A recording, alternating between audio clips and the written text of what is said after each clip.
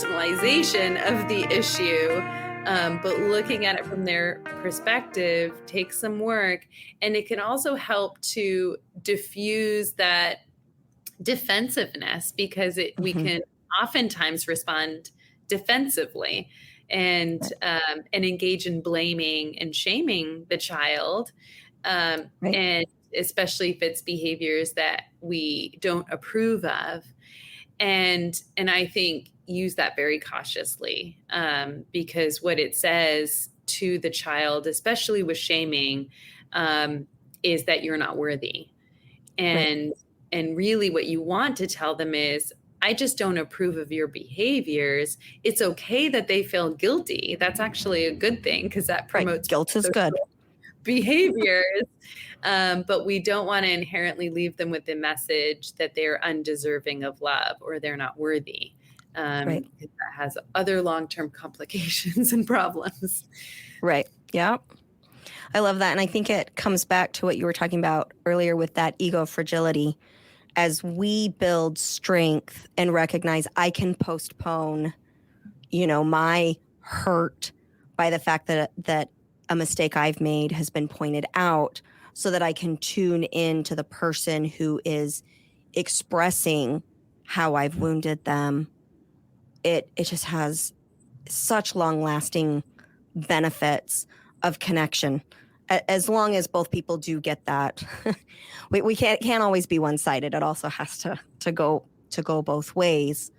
But yeah, I think that as we work on showing up for our children differently than, like I said, shedding right or wrong, winning or losing. I love that you brought up a power struggle. Because when we talk about that extremism, like you said earlier, there was that separation of the person who is above and the person who is below.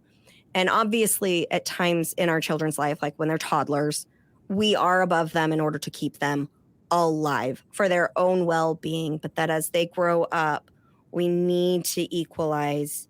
We need to equalize that. It's no longer that power struggle. It's no longer, I need you to do this just because I said so. Rather, it's going to be, taking I'm not a huge fan of all of the Love and Logic parenting style, but taking a page from that book of allowing the child to set their own boundaries and their own limits, and me as the parent supporting them in that, and then allowing them to fail, allowing them to experience the natural consequences of the decision. I think it really helps our children have that better rounded view, so that they learn how to have grace for those who are different or believe different. And I think that it really minimizes violence, extremism, polarized thinking, and a tendency to cause harm later in life.